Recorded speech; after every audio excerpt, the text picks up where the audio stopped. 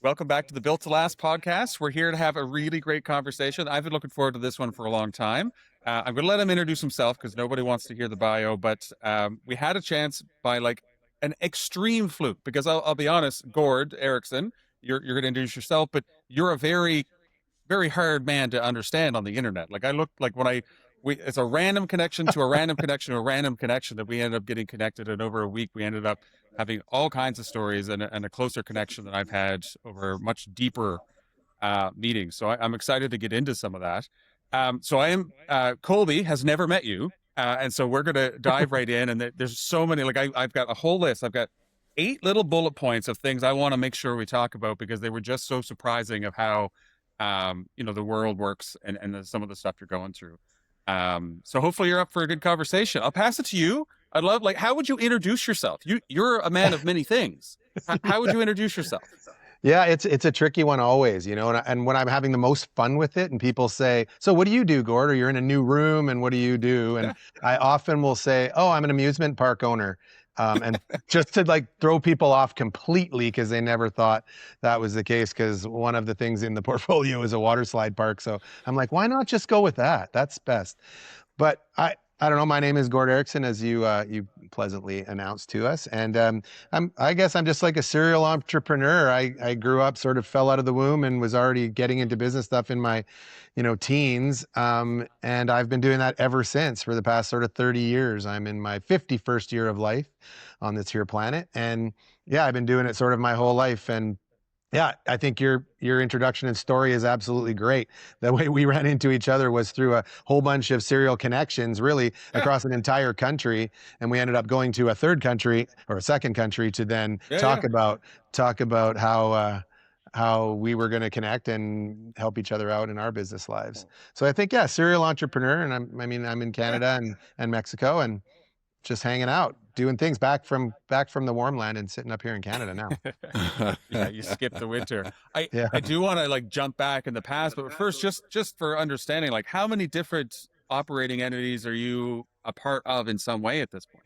Yeah, I knew you were going to ask that question. I was like looking You for can just make it notes. up if you'd like. Nobody's going to fact check you.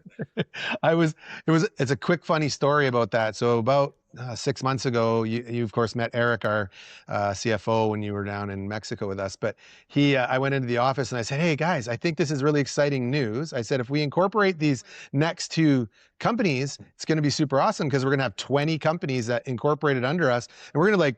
That's a mark on the planet. Like that's good job, right? For us little Canadian entrepreneurs.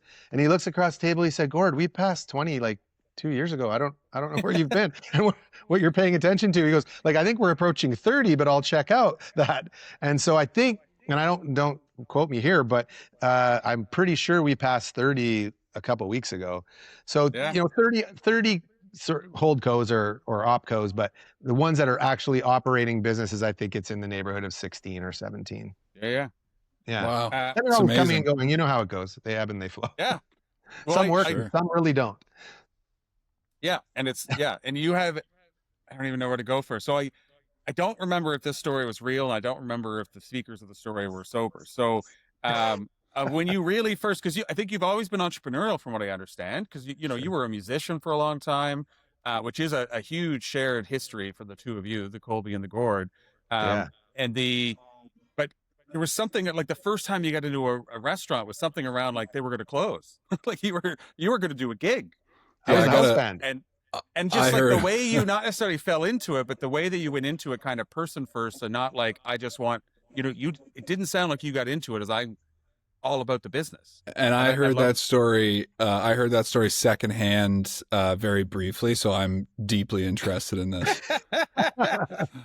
Yeah. So the owner of the bar, I was bartending one night a week. I was already running my sort of second entrepreneurial thing, was a auto accessory shop doing, car stereo, window tint, alarms, lowering, things like that up here. And on the side, I was still wanting to be an actor, wanting to do some music. And I was then thinking to myself, and as a fallback or a nighttime gig, I should probably learn how to bartend, because anybody who had any real success has figured out the bartending gig at some point. So yeah, a buddy of mine owned a bar downtown, and I said, "Hey, do you got any openings for like a 1 day a week bartender?" And he said, yeah, for sure. You can work with this other young guy and do Mondays and just get your feet wet. So I did that. I started bartending, just learning the ropes, how to do it, how to be around the bar, and just basically having fun. I'm in my 20s, and it was a fun place to be in. And yeah, and then one day the same bar owner came up to me and said, hey, you've been talking about music, and like, what did you play? And I said, well, I was a drummer and a singer, and I can do a little bit of each thing, and I'm not really a guitar player, not really a piano player, but I can do these. He goes, well, I got a buddy whose kid is a guitar player, and he's been saying the same shit as you. And I'm like, yeah, okay. He goes, I should put you guys together. I should totally put you guys together. He goes, we've got the upcoming fashion show. And we always used to do these like Valentine's fashion shows where, a lingerie company would come and hook up with us. And we would, like, these beautiful young ladies would come out in the lingerie. All the men would be there hooting and hollering. And then you could buy the outfit for your wife for Valentine's Day, right? Beauty plan to have a semi-plaid, questionable evening out. Yeah, questionable afternoon out at the bar, and then make it look like you were doing something for her, right? So anyway, we did this event, and he came as one of the male models, and of course I would the male stuff was not scantily clad; it was very, satiny at that time. And so we did this fashion show together, and the guy just kept trying to grab the microphone and be the MC, but I was the MC, and we were fighting back and forth like the whole time. And I'm like, at the end of it, I just said to the bar owner, I'm like, listen, I don't know who this asshole is, but I am not interested in being in a band with him. Like, I don't get it. So came back to bartending, and some time passed, and he just encouraged me to give it another try and like try the music with the guy. And so I did, and we got together in my room and at home and said, listen, what song do you want to know? He goes, I don't know, anything by CCR? And I said, okay, play Down on the Corner. And he goes, okay. So he plays Down on the Corner. I had the cowbell just going, and I brought a buddy bass player that was in my old band, and he knew it because we played it in our old band, and we started doing it. And when the chorus came up, and we instantaneously harmonized like nothing I'd ever heard. Love that. I mean, not like that it was an amazing harmony. It was just, what? Like, wait, what? We're going to have this chemistry? And we've been in the same band now for 26 years or something, 24 years. Still playing. Wow. I just had lunch with him yesterday, and we're planning some shows. So that's so cool. Yeah. So that was the story of that. And then to sort of fast forward a little bit more, Levi, it was like the bar owner came to me a few months later and said, hey guys, I'm going to have, because we were now the house band. Like, it's like, I put you guys together. I own you guys. So we're the house band. And he was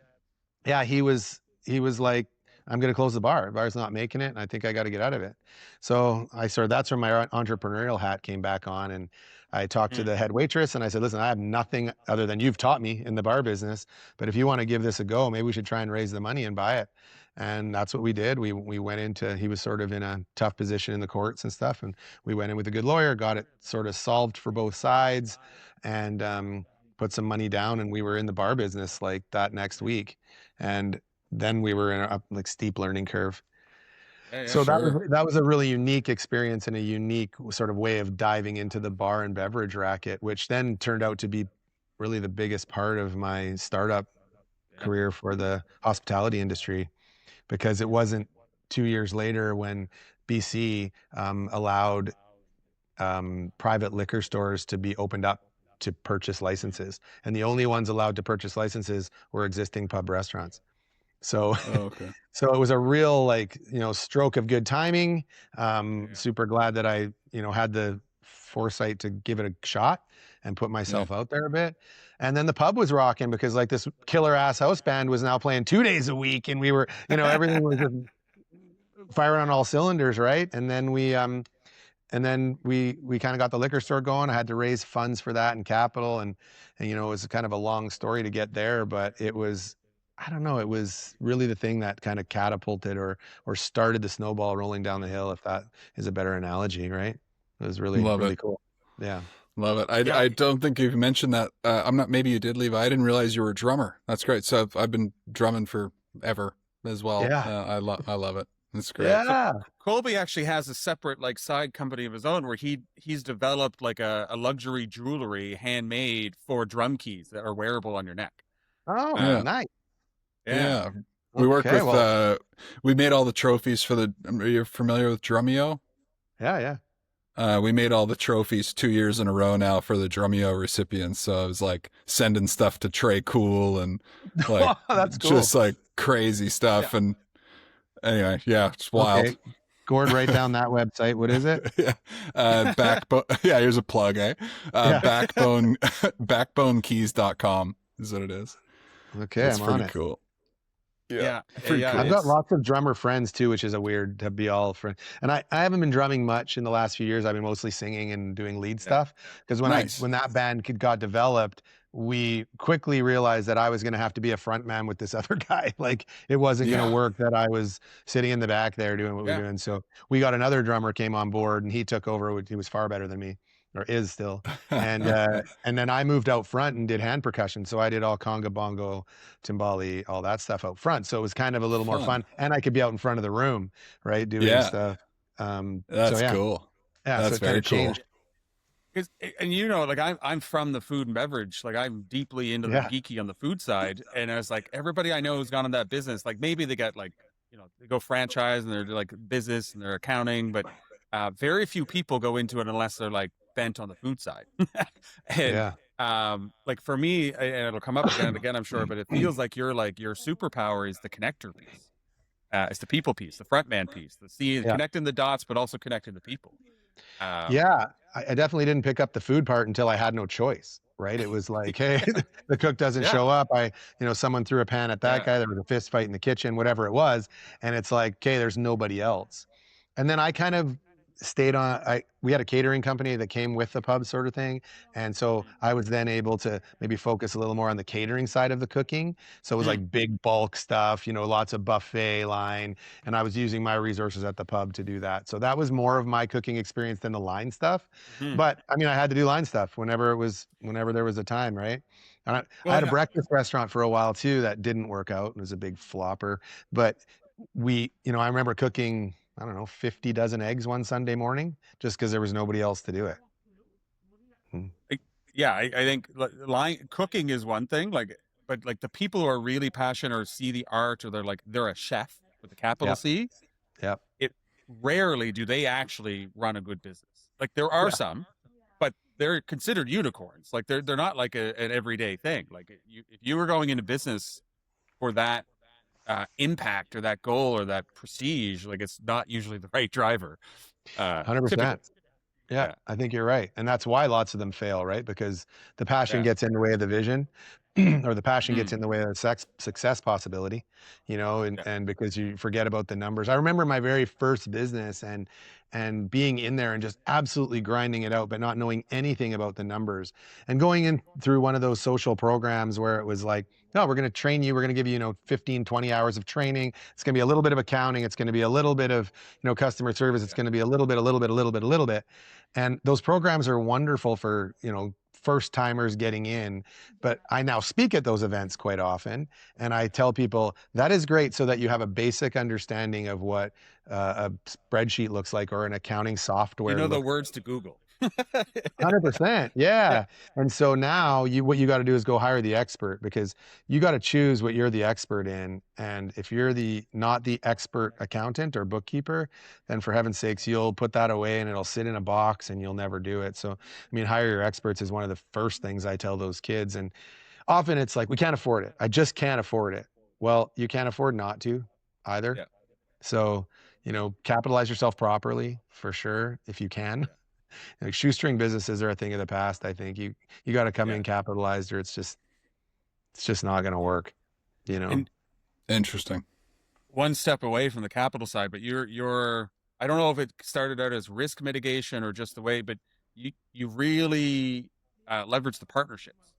Like I'm not sure. I think you probably do own some things outright, but like I met a large group of people who are operating or silent or passive, but somehow you've partnered with people who take on some of the operational or the expertise.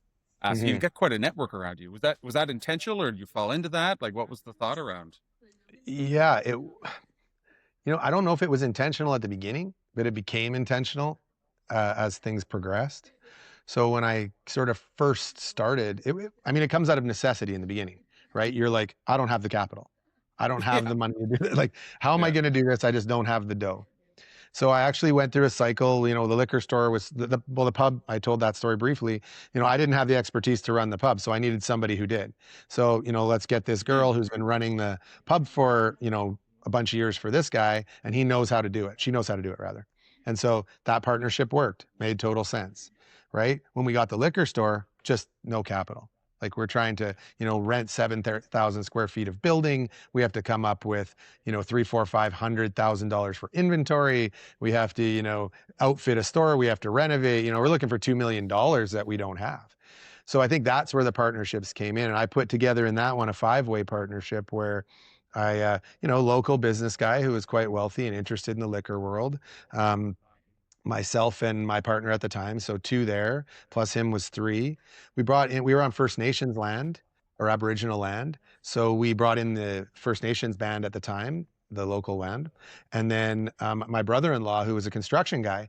So we brought him in to do all the construction for us. So, now it was like, we don't have to come up with that money. He's going to do that. We got the basic capital for the inventory from the band and from the sort of local business wealthy guy. And then you got the expertise, from my partner and I, that we're going to now go run this liquor store and figure that whole retail part out.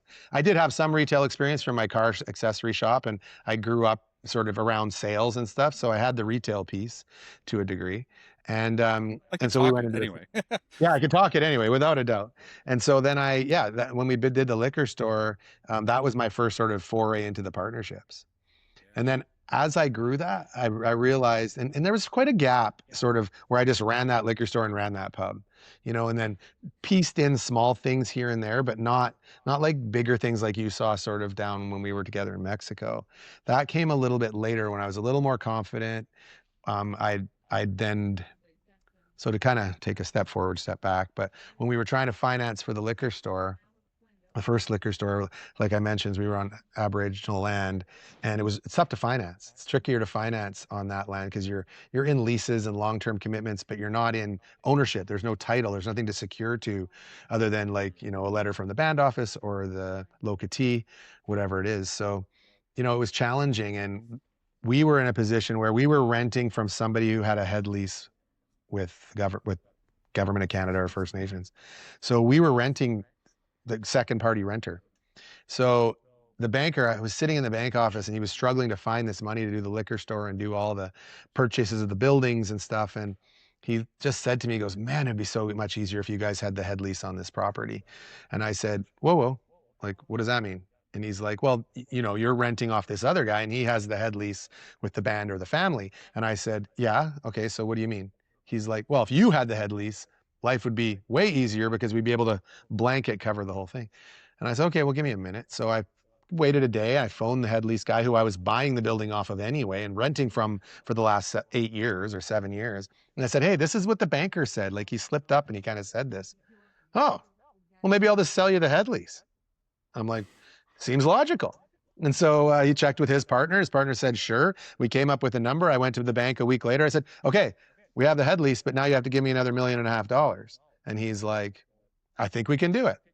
And I went from literally being a pub and liquor store owner with one little sort of breakfast joint to owning the head lease on a property that had, it's got, 26 tenants now, I think, and 12 buildings, and being a landlord, like, what felt like overnight. Whoa. So it was a big, like, those transitions were big leaps. All of a sudden it's like, okay, I got to manage now all these tenants. I got to collect taxes. I got to remit taxes. I got to do all these things that I've been just submitting to a guy and he's been doing. So now I had to start building a team. Now I had to, and, I worked out of an office, you guys, like. When would this have been? This would have been like circa. So I bought the whole pub thing, and the band guy beginning was like in around the late 90s, early 2000s. The first liquor store was built in 2000, and we were open in 2003. 2002, 2003, we're in construction. So it's around that era. Right. Wow. And and so now, like, I think we just celebrated was it 26 now? Yeah, so over 20 years in that liquor business and the pub. And now I've gone sort of full circle, and you heard this story down there, but my very first pub, I've owned it 3 times. And I just bought it back now again for hopefully the final time.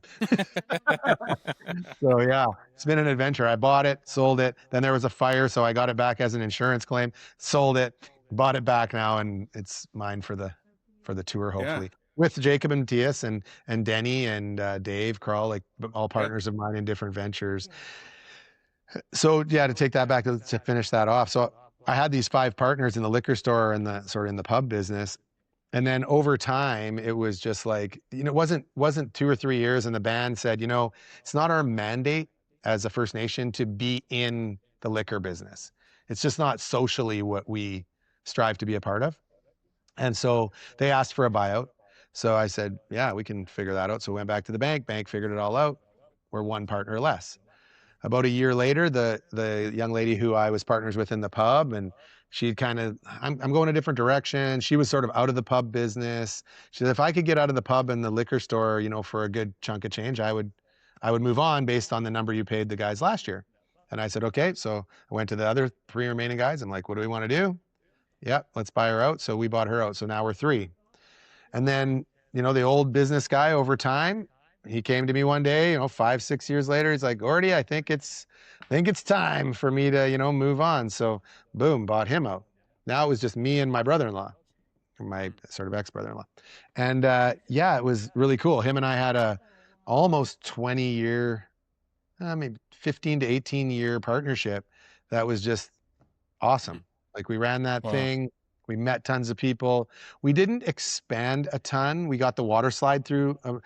A leaseholder went, I don't want to run that anymore. It's too much of a headache, and sort of walked away from it. So I took over operations of the water slide and started kind of building that back to what it is today. And picking those off. And we were working to get our First Nations lease renewed all through this process because it was a 60-year lease and it expires in 2037. So we've been always, and we're still working on it. Tim and I are still like grinding it out, trying to figure out ways to renew that lease. But through that process, you learn a ton when you're trying to do that process. But you, oh gosh, I forget where I was going with that. That's what happens when you're ramped. No, it was great. At the beginning, it was just like your thoughts around the partnerships. And how you've grown through partners and just understanding the flow of it. You did mention one thing just a little bit ago around like I had to build a team. Is there I assume that was a team above the operating companies? Because I've met a few people now, but how did that get started, or have you had some stop and start on the umbrella team? Yeah. So I was really running the whole thing with me and 1 bookkeeping type girl, and then our accountant. And her and I were like a dynamo at the beginning. We just she started just working part-time in the liquor store. And it wasn't too long after that. It was like, no, I need you full time. And we were working out of a little shoebox of an office. And our backs were touching at our desks. We were so close. And then as we got sort of those shareholders in, we had to have a little boardroom so that we could have meetings, and our accountant would then come and we would do things that way. But we had, when we started, it was just her and I. So this would have been in that year, circa 2000, 2005 in there. And then as we progressed, we need to have 1 extra person. We need to move to another office. So we moved to an office. Now she got an assistant. So there was 2 girls in the office and me. And so now we all had a little office, and that was great. And that worked for about 3 or 4 years. And, then the pub fire happened. We had to do a renovation. I'm like, oh gosh, are we going to expand? Maybe we should build a community office, one where, Levi and Colby can come and rent 1 office, but we all have this common space, that we could, we'd all be friendly, and we share the coffee maker, and the fridge, or, community, that type of thing. And there's a boardroom that we all share. You just put your name on the wall. So we did that for 3 or 4 years. And then it was like, gosh, this is not working. We're starting to expand again. And sort of where we are today, we've got 5 girls in the office, Tim, myself, we have Jason in marketing on Vancouver Island. We kicked all those people out of that office, and now it's just us in there. And it's right on site in the heart of our site, so that it's close to everybody. And now what they do we'll get some more backstory on this, but basically everybody that I'm in partnership with in some way runs all their finance through that office, so that we keep our finger and thumb on the pulse of, weekly numbers, monthly numbers, and annual numbers. We meet as a small board, like me, Tim, Colby, and Eric on a weekly basis. And then monthly, we meet with every business and talk their financials, and they come in. So the operating ones, we're really on the pulse of those. We'll be able to, stay close. But that was that evolution, being able to take it from, that little one person office. And you do it out of necessity. It's like, Rochelle just cannot handle one more file. She's working Saturdays, her hair's falling out, all the things. And it's like no good. Or she's pulling it out probably more than falling out. I shouldn't say that. She'll probably watch this. Might have to edit that. But yeah, it just became too much. And then, yeah, you have some transitions and some people leave and new people come. And, you eventually, and I eventually got to a space too where, I had to hire a Tim, right? Which is how, of course, you so and I met. I'd love to even just take a moment, because Tim is the common person. Where I feel a little weird talking about Tim because he's not in the room. But so most people who look at this are like, Colby and I, Colby, we're really about making stronger businesses. And for us, that means businesses that aren't as dependent on a couple key people.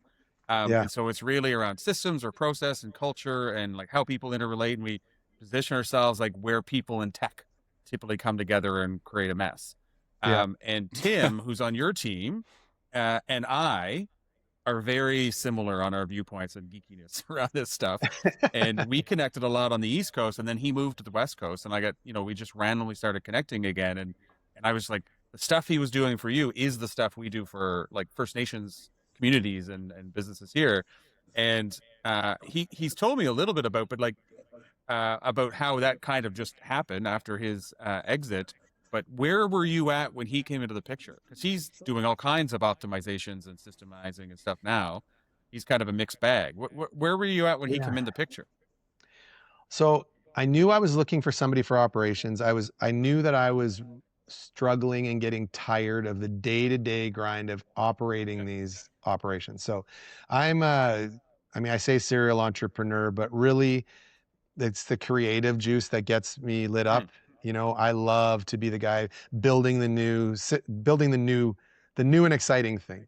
When I got the water slide park as an example, or the pub, it wasn't broken beyond repair in any way, shape, or form. It just needed vision, needed energy, and it needed a new facade, needed a new look, right? So those were the big things. It's like, not everything is just a startup, or not everything is just like, it needs it's so screwed, it's beyond repair, but it sometimes just needs some vision and a different spin, right? When I was looking for Tim, I'd actually gone through two other people first. And, one guy was a little too much accounting. He was a little, too heavy on the accounting side. I sort of had that covered. Another guy was all operations, and I could see that I was never, like, he was like I can't even remember what his background was, but imagine golf pro-esque type of guy. So used to running the golf course style of business, which it takes a different type of cat too, right? Like a lot more chit chat, a lot more shoot the shit around the 18th and 19th holes, and, maybe not so much of the dynamic in the business stuff. And Tim was actually introduced to me from a third party too, a friend of a friend. And I just sort of interviewed Tim in a really light, gentle way, sort of like the way I am. And, you use the geeky word term, and Tim will love this that I said this out of him, but I've said it lots to him. I said a lot of times it was like square peg, round hole, right? I'm not sure where he's going to fit exactly, but I want to try it. And does he have the skill set that I need that is going to sort of take the evolution of the underbody and underbelly of the business and all the businesses and give me security, lineage, long-term? Is it going to give me some security?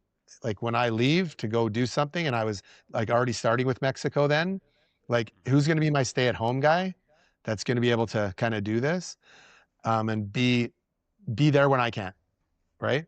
And Tim came through with all those qualities, right? I was really looking for an ops guy, but we didn't have anything out of town at the time. So I was like working all in Salmon Arms. So I'm like, oh, it's perfect. If Levi, if you haven't told him about Tim has several children. So he, I probably didn't, but Colby's actually met Tim on a few video calls. So oh, okay, right on. Yeah, I missed the 7 children part though. Yeah. So Tim, I mean, he's got to stay relatively close to home. So I think Tim and I have agreed and talked about this at length. But us going to Fort Mac and doing a venture, probably not our smartest and most brilliant move. Even going to Oliver, which is 3 hours away for us. Even though it was one of our other partners was the one at the helm of that ship, when the ship was struggling, we couldn't just go there and help out. Just wasn't easy. So yeah, bringing Tim on though, grassroots. Tim and I went and took Disney training, as did Jason come with us, and Colby's gone now and Jamie's gone now. And Tim's the guy. I love that I said this too. It's a reference to the movie Cocktail. And you remember that part, Tom Cruise is behind the bar and he's always got the business, how to make the business success. It's like 10 easy steps to make 10x your business. And Tom Cruise always has those books behind there. And Coughlin leans over the bar and he's like, where is it? I know that book is back there. And of course he has to pick it up. Tim's that book guy for me. And I'm the bartender trying to flair. And so Tim would flood me with these books. How are we going to 10x? What's going to be our philosophy? How are we going to get our, what's our mission statement? What's our goal? What's our value commitment? How are we going to do all these things, right? What's our plan? And so I come into a stack of books and I'm like, nope. I take them on the weekend. Nope. And I go put them on his desk and I'm going, nope, none of these. And then one day my stack came and it was a book called The Disney Way. It was on my desk as one of the things. And it screamed everything to me about the show of the business, not just the back of house, but it was like everything is about what the customer and the guest sees. And you got to sort out your stuff behind there and it's got to be awesome and it's got to be perfect, but the customer and guest never sees it. And I came in and I threw it on his desk and I said, this is the one. So I'm going to frame this up a little because this is one of my favorite points. It's in bold letters on my notes here that I want to make sure to chat about. And because I've never positioned it this way, but I've heard a little bit of anecdotal things, especially from Tim, is the transformation from Village West Developments to the Sueño Group feels like the catalyst is Disney. And I was just wondering if continue on, but I'd love to just because it feels like that was a pretty significant difference in who you are and what you're doing now. And how you brand and talk about yourself and what you're talking about business from before that moment. Yeah, 100%. So when we kind of read the book, so I of course read the book, then I threw it on his desk. I said, this is the one. This is, if we're going to pick a philosophy and of any of the things you've given me, this is the one that rings for me. He says, I will read this tonight. And so Tim went home and he read it tonight and he goes, okay, I can totally buy into this. He goes, works with everything that I believe in. We can, if this is what you're feeling, then let's go with this. And we then started talking to our marketing guy who's sort of in that same mind frame with us, building the new businesses and what the sort of that expectation and what the magic is, right? And we started using those words right away. It's like, oh, what's the magic that brings this together? We're about people, right? Are we really a training company or are we a company that sells widgets? Who are we? Well, this head office is really training all these young entrepreneurs or new entrepreneurs to do entrepreneurial stuff, run day-to-day operations. That's what we're doing. So we're really a training company. We better go get trained.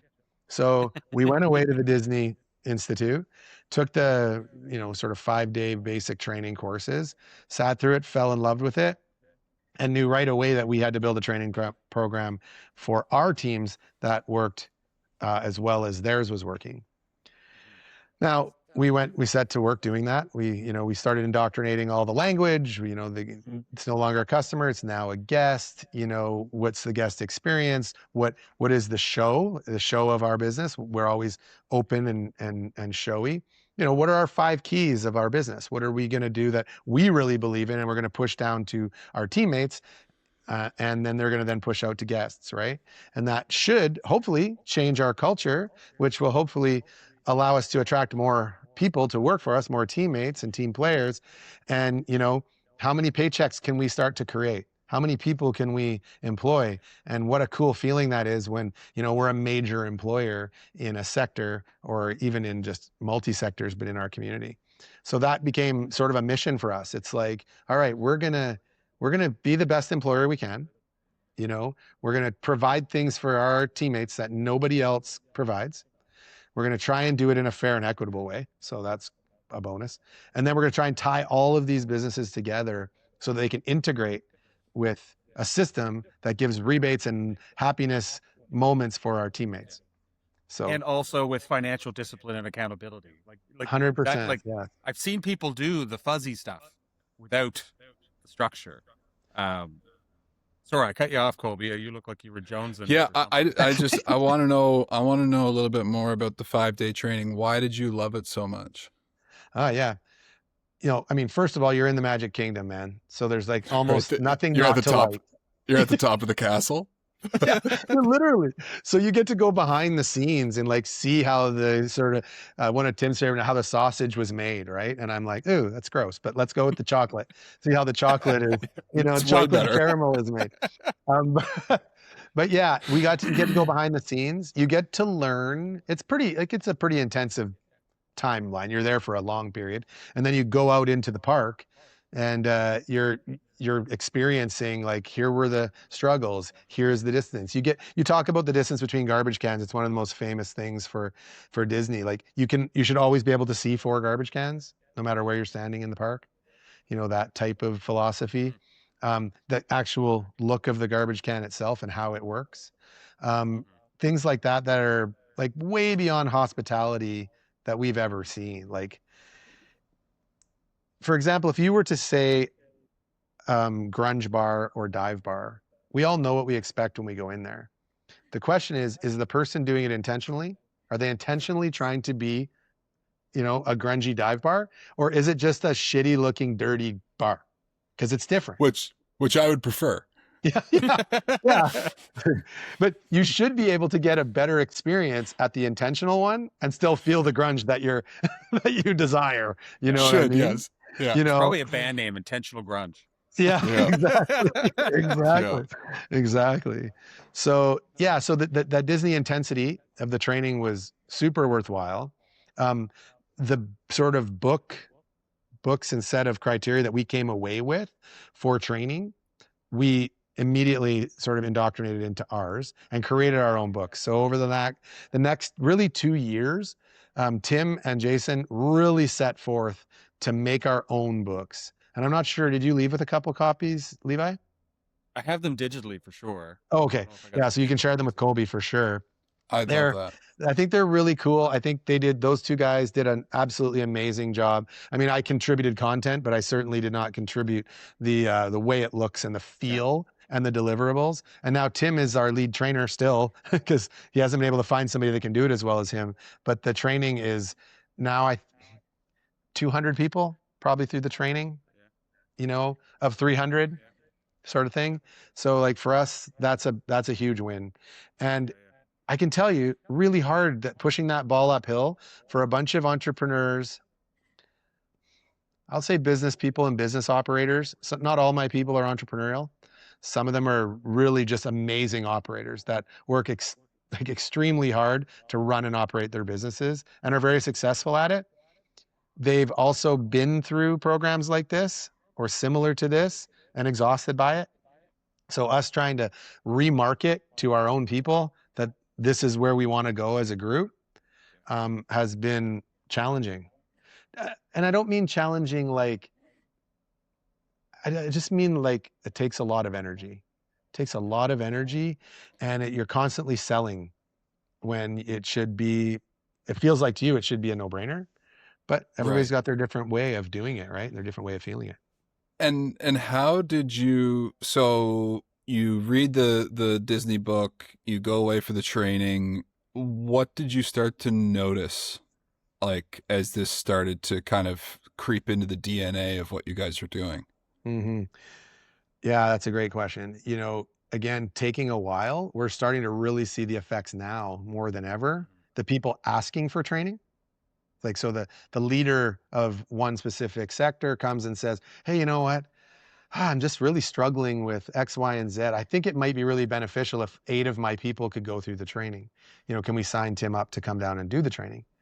I'm really hoping this year we're going to see somebody put their hand up and go, geez, I really want to be a trainer. Like, I really want to be a trainer, because that's a fun and unique skill set in itself.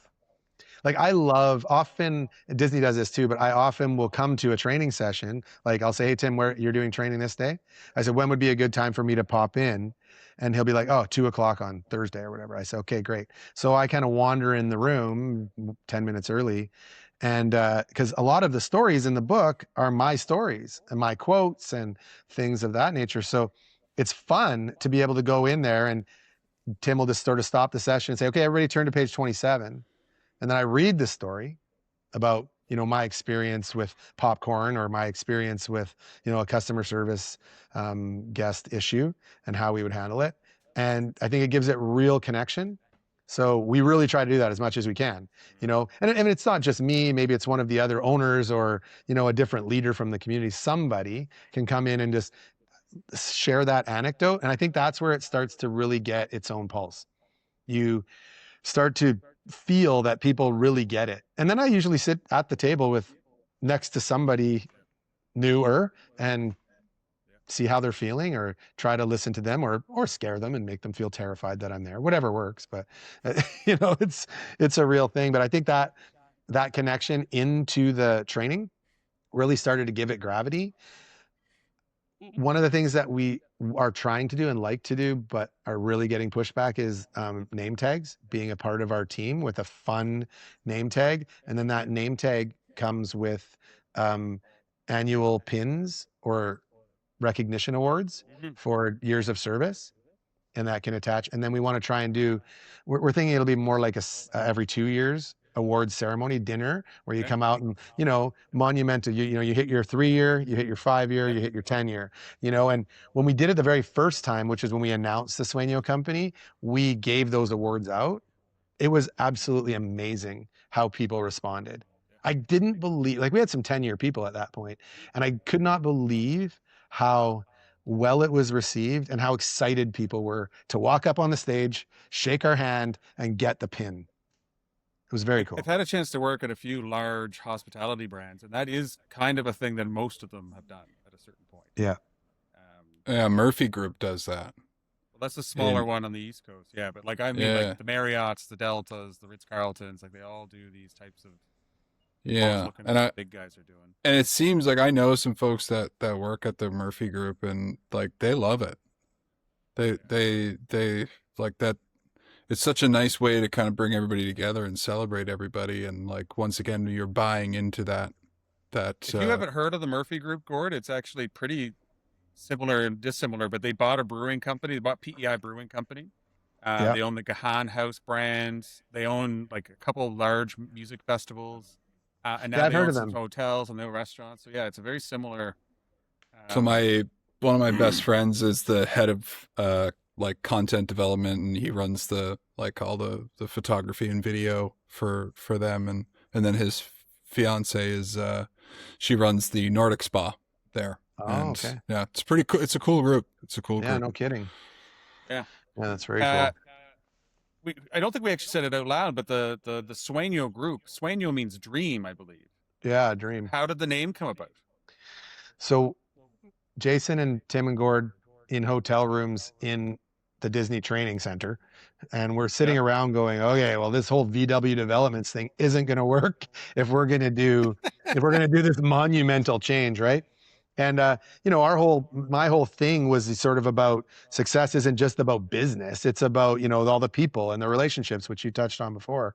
So, then I kind of delved into that for a bit, and then it's like, well, what's important there? It's like, okay, trust and kindness and respect and all of these things. And then it's like, kept asking me but what was it at the core? Those are all sort of, that's great. And we all believe it. That's sort of our, that's our mantra. We respect each other. We have good core values. We believe in family. We're a local small town outfit. We like genuine care, things like that. But what is it really?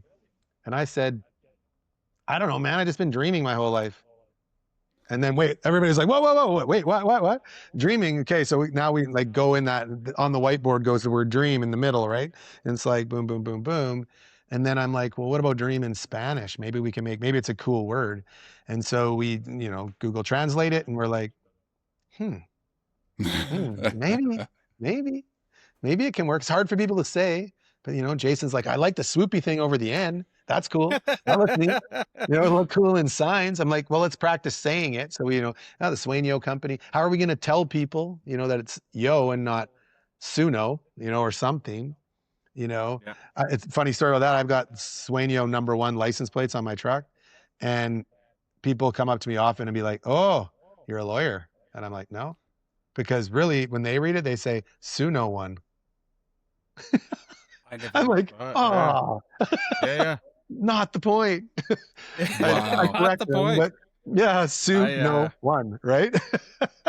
So they assume I'm a lawyer, but I said that's backwards. Lawyers sue everybody. But well, I'm glad you were able to share that. I know, like, I think I've told you this in some way, but like, I definitely, we spend a lot of time trying to get people to drink this Kool-Aid, and so to come here and see where you're in the middle and where you were going, and even in my head, you're bringing people on the ride. There's some people more excited than others, and I'm just like, and for me, it's like I don't even know what I would do to find somebody that would be interested. Like, it's just like, I was very excited, and I was jealous of Tim. I told him this. It's like, I'm just like the playground and the sandbox that you happen to have right now. I know it was work. I know there's discipline, and that makes it even better for me.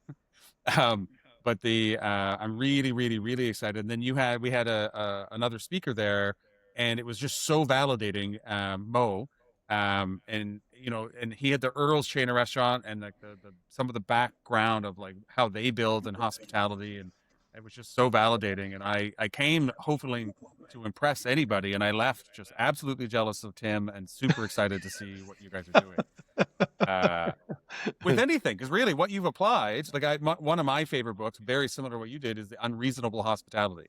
And it's a very similar message, and it's like you can apply that to anything if you think it really doesn't matter. Like, it's easier to think about a restaurant, but you can apply it to anything. We're opening a company, I think like we're opening a bookkeeping company. And we're hoping that launches. Like, actually, Colby's selling it right now. We're going through the reps of the first sales calls. We're piloting. But we're planning hospitality in that, because you know what industry doesn't really have good trusted hospitality and human factor right now? Bookkeeping. Yeah, no kidding. Just as a fun side note, I mentioned this when we were down there in Mexico. I'm Googling up the name of I forgot the name of the company quick. Oh yeah. But his name's also Levi. I went to school with him. His name's Levi Cooperman. You can look him up. He owns a company, and I don't know if they're $1 billion, but they're way up there. They developed FreshBooks, the bookkeeping software. And it's cool. 3 guys from my hometown that I went to school with. Holy shit. So if not anything, Google it up for fun. Yeah, and that's very cool. But yeah, he owns FreshBooks, and two of my other buddies that went to school with me, and they started this big corporate. So anyway, might be something fun. That's wild. Yeah, but it's really, it shows you it's about the people and it's about the story, right? Like, to your point, Levi, it's the people you meet and the stuff that you're doing that tell the story. And people don't just buy the products, they buy why it's there and who it's being brought to them by.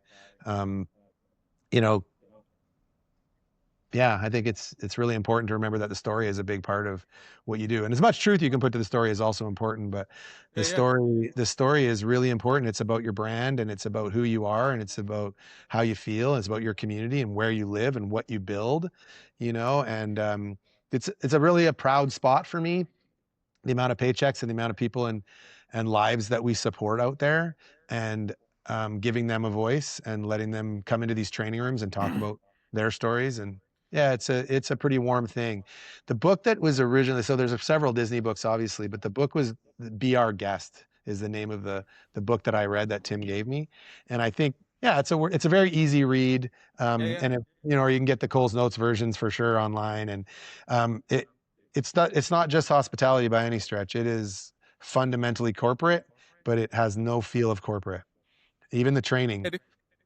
And like most things, like it's principles that make a lot of sense, and then there's like roll up your sleeves. Like there's work over years to get this Yep. into people. Like those changes. And my favorite part, like I had heard the message. I saw your agenda. Your agenda was beautiful and branded and had messages, and I was like, oh yeah.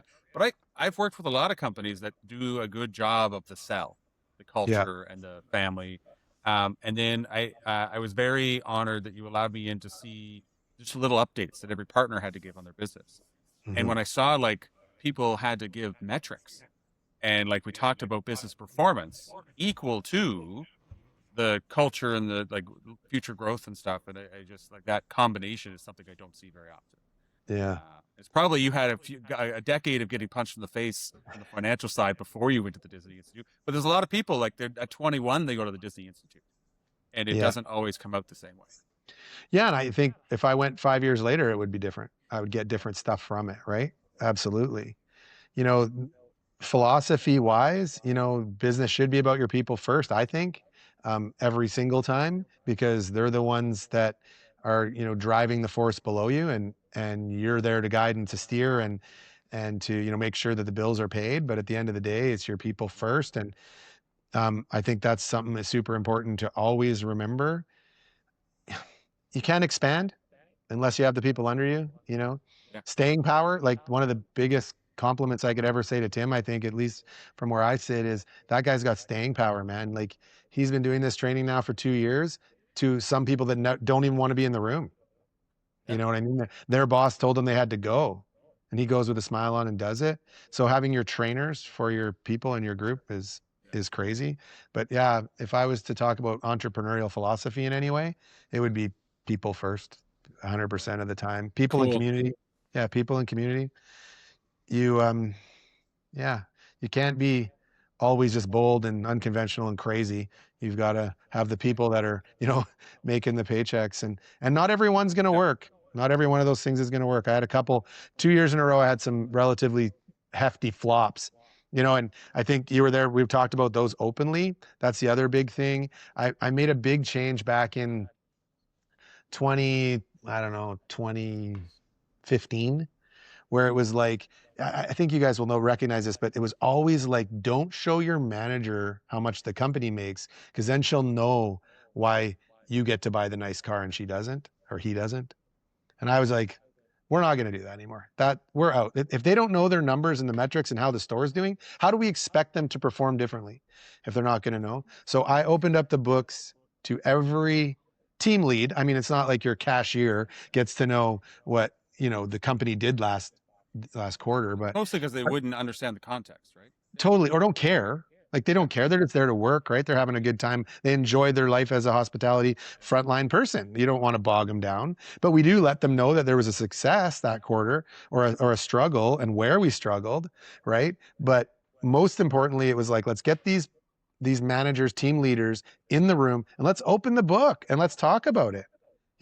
If there is any animosity for like the amount of dollars ownership is making, let's address it and let's explain it, and let's show them where that money goes to what the next business may be, or what their next opportunity may be. And then even more so, let's make sure that that employee is happy, so they're not asking that question. They're not worried about it. Now it's about performance. Wow. Yeah. Love it all. We're drinking your Yeah. Kool-Aid. It's just a bunch Yeah, of cheerleaders on the same no- choir over here. I just bought the Be Our Guest while we were talking there. All right. All right. So I'll be starting that as soon as I'm done my other one. But Yeah. you're making me think of quite a few things. Like, so we did that same thing. We opened up our books to our leads, and it's great because now their fingers on the pulse, sometimes more than us, which is great. And it's like that push and pull. They'll come out. He's like, shouldn't you charge more for that? Yeah. Yeah. Yeah, which is great. That's great. But I'm curious, like, what does something that always fascinated me about folks that kind of build up this portfolio, and I understand there's team and support and stuff, but like breaking up your time throughout the day, and like, because you could obviously spend as much time or as you want or as you could on all of these things. Like how did you have to start to change or adapt, or did you, or is it just really natural to you? Like what did that kind of, because when you went into that large uh, uh, First Nations deal, and like I would imagine in the water park and stuff, like how did that start to change your day to day, and then like how did that progress to where you are now? Yeah. How do I find the work-life balance kind of pieces, right? Is that what you Yeah, kind of, yeah, you know, one of the, I guess the ways I was able to do it, I've been serially single as well. I've been most of the time on my own, so I didn't have to really answer to anyone else. My son grew up with me through the business. I was a young dad at 20 years old, so my Colby was growing up with me through the business, wasn't always, um, proud of the amount of time I spent with him because I was focusing on the other parts of the business. Hoping I'm making up for that now. We're doing more together than we ever have. But yeah, you're right. Finding any balance, I would work forever days. I would leapfrog from business to business. I would leave the liquor store and go serve in the pub. I would, be at the water slide in the morning and go do stuff at the pub restaurant at night. So yeah, really, really hard. Um, and then only recently, like literally a week ago, I found myself, so I was able to create some detachment. I was able to bring in the Tims of the world, bring in the office, have an assistant to help me with some of my stuff. Put those really good players in the pub restaurants that were as partners. So now I'm not doing the day-to-day operations stuff. I have a really good partner in my storage facility, and he's the operator. He just does all the operations. I don't do any. Sign shop, you met Jamie, Levi. He does all the operations. Sure, there's a lot of work still and talking and grinding and refining and Tim working and coaching, but he's doing the heavy lifting. He's going and putting the sign up on the pole and making sure the bill gets paid, right? So that helped a ton, but took a monumental step backwards as I moved into Mexico. It was, and I gained so much respect again for all of my, all of my partners, but especially my hospitality partners this year, because I took a step back in time, not necessarily, and well, I guess, and experience, but um, it's not hierarchical, not that kind of step back, but more like, oh my gosh, I'm now at the same place where those guys are, on the roots, on the floor of the restaurant, dealing with every single customer, dealing with food costs, dealing with the cheese being late, dealing with moldy vegetables, and every single guest that walked into my hotel. Maybe just because we haven't actually introduced what you have in Mexico. Oh yeah, And I sorry. think that's just like I hate to interrupt, but it's just such a like what you built and like your playground there, Yeah, uh, for better or yeah, for worse. Like I'm yeah, that might be important context. sure. So just pre-COVID, I had I was sitting with my accountants here in Canada, and I had told them, I was like, listen, I have this opportunity. Well, even before that, I was down visiting my parents at Christmas. They live in Mexico half the year. And I was down visiting them at Christmas, spent some time in their little town, really fell in love with it, thought it was a really cool place to sort of be the next chapter in my life. So I was looking for a house, didn't find a house, but found this like old rundown hotel, like basically in shambles, and came back to my accountants and said, hey, listen, this is what I'd like to try and do. What do you think? My accountant then said, just looked me in the eye and he goes, you've worked your ass off. If you want a hotel in Mexico, go buy a hotel in Mexico. We'll support you and figure out a way to make it all work. And I said, do I have the money? He goes, yeah, we'll help you.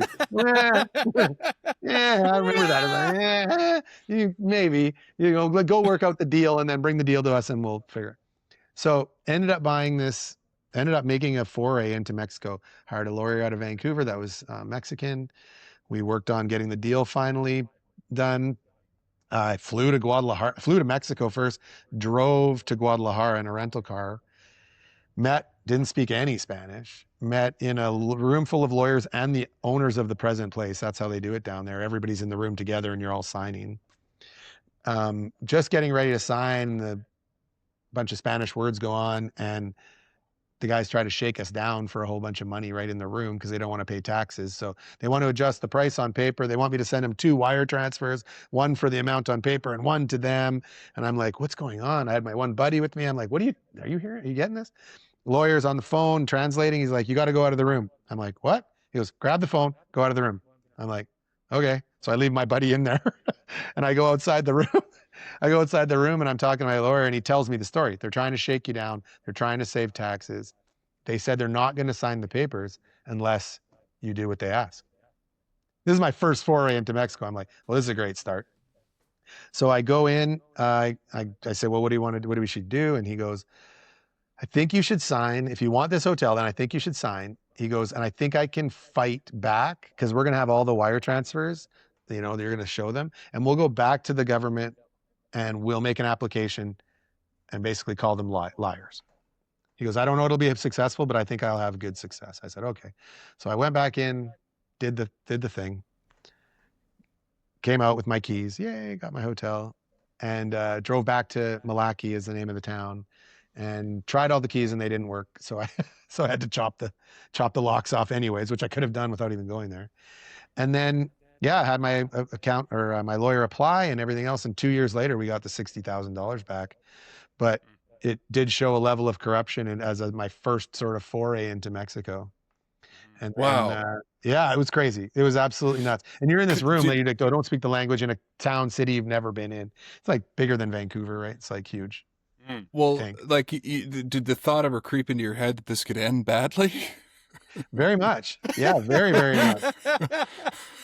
You know, and I've been in Mexico now for 7 or 8 years doing business. And I can tell you there is this type of controversy or adversity. I don't know the word. Every time you're doing some sort of business deal. Like I bought a house there and the guy never signed the papers for like 3 years. So I didn't technically own the house even though I was living in it. You know, things like that. You know, bureaucracy. We built a seawall because then a guy told us, a consultant, very, very well-respected consultant said, yep, we've applied for the permits. Go ahead and build the wall. Permits come in due course. No big deal. We get 3/4 of the way through this season. Nope. Stop work order. You got to pull the wall out. You know, hundreds of thousands of dollars. You know, okay, now we're pulling the wall out. Okay, there's another deal that I did, you know. All right. So yeah, it's challenging being in a different country. And we have different, like very different cultures.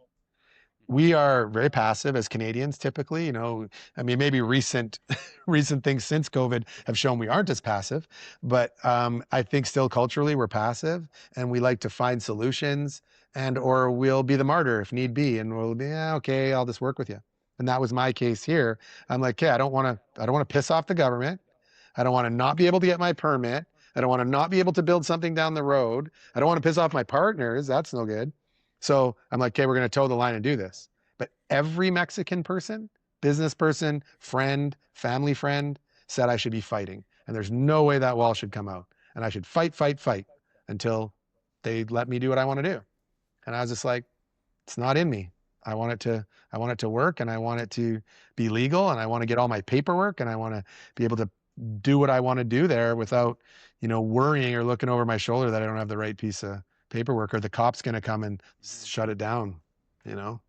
I'd be in your same boat as well. Like I just don't, yeah, that would terrify me. Wow. Well, and now on top of the hotel, and I think getting back to where like you have a newfound respect or stepping back into respect for your partners is you're now running a restaurant. Yeah. Crazy. So I was, back at sort of the helm of the restaurant. I was doing hospitality at the guest level. Like when I built the hotel during COVID, I built the hotel before COVID, and the opening weekend was the declaration of COVID. So I had a full hotel booked with people. I had the booze bought, the food bought for the celebration. My band was booked. Everybody was flying down. All the instruments were there at the hotel, and COVID gets declared and it all gets canceled. The whole thing, just in a heartbeat. Like all of us, we all had shock of what COVID was, but literally I was sitting on like a pallet full of booze, you know, a bunch of food at the caterer and, you know, all this band gear, all this stuff. And now what? And a hotel that I just spent, you know, $1 million, more than $1 million on, and now nothing. Now no way of recoup. So that was interesting, which turned out just interesting. Yeah. It was curious. Yeah, it was curious. And later looking back and reflecting, it was that next year was the best year of my fun business Mexico life. because due to COVID, nobody was able to really come. I had paid cash, so I didn't have a big mortgage payment. So that was a blessing.